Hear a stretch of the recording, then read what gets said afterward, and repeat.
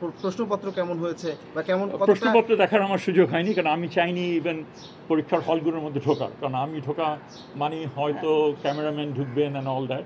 So আমি বারান্দার বাইরে থেকে যতটুকু উঁকি দিয়ে দেখা যায় ততটুকুই দেখেছি, এবং যাতে ছাত্রছাত্রীরা যেন লিস্টে ডিস্টার্ব হয়।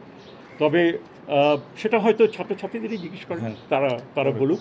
এবং আমি নিশ্চিত যে হয়তো অনেকে বলবে খুব ভালো হয়েছে, কেউ বলবে খারাপ হয়েছে।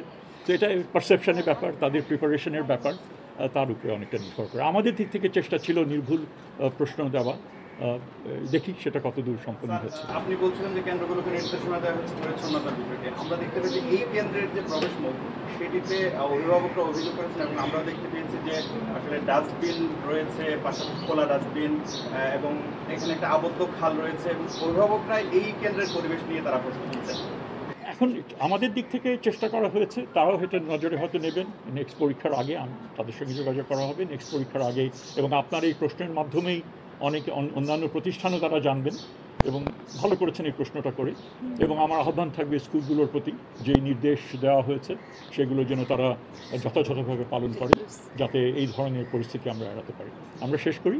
স্যার, একটা বিষয় আপনি বলেন প্রথম যে এবার চ্যালেঞ্জের মুখে, কারণে করোনা ভাইরাসের প্রাদুর্ভাব বেড়েছে, তারপরে ডেঙ্গু আছে স্যার, এবং বেশ কিছু নির্দেশনা মানে নকল প্রতিরোধে বিভিন্ন ধরনের, আমরা জানি প্রায় ডজন খানেকের মতো এক ধরনের পদক্ষেপ নেওয়া হয়েছে।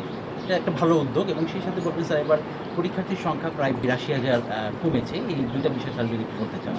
না, সেগুলো ধরেন আমরা এই বিষয়গুলো নিয়ে এই তথ্যগুলো তো আসা শুরু করেছে, তারপরে পরীক্ষার্থী যারা রেজিস্টার করেছিল তাদের কত পার্সেন্ট আসলো, এগুলো নিয়ে আমরা পরীক্ষা ইমিডিয়েটলি পরবর্তী সময়ে একটু যাচাই বাছাই করে আমরা উত্তরগুলো আরও মোর ইনফর্মড আমরা উত্তরগুলো দিতে পারবো। এখন চট করে উত্তর দেওয়া, তার মধ্যে অনেক গ্যাপ থাকবে, আমি চাচ্ছি না সেগুলো আমরা। শেষ প্রশ্ন একটা, জুলাই অভ্যুত্থানে যারা নানানভাবে অপমানিত হয়েছে তাদের একটা দিক নির্দেশনা ছিল পরীক্ষায় তাদেরকে কোনোভাবে অ্যাসেসমেন্ট করা যায় কি না, নানান বিষয় উঠে এসেছিল, তাদের পরীক্ষাগুলো কীভাবে নেওয়া হচ্ছে? না, মানে সিদ্ধান্ত যেগুলো নেওয়া হয়েছিল সেই অনুযায়ী বাস্তবায়ন করা হয়েছে। এখন আসলে কতটুকু সেগুলো কার্যকরী হয়েছে সেগুলো পরীক্ষা সম্পন্ন হওয়ার পরে সেগুলো আমরা বলতে পারবো। এই প্রশ্নগুলো বোধহয় সঙ্গত প্রশ্ন, কিন্তু সেগুলো উত্তরগুলো আমার মনে হয় একটু সময় সাপেক্ষ ব্যাপার, তখন আমরা ঠিক আছে। Thank you very much.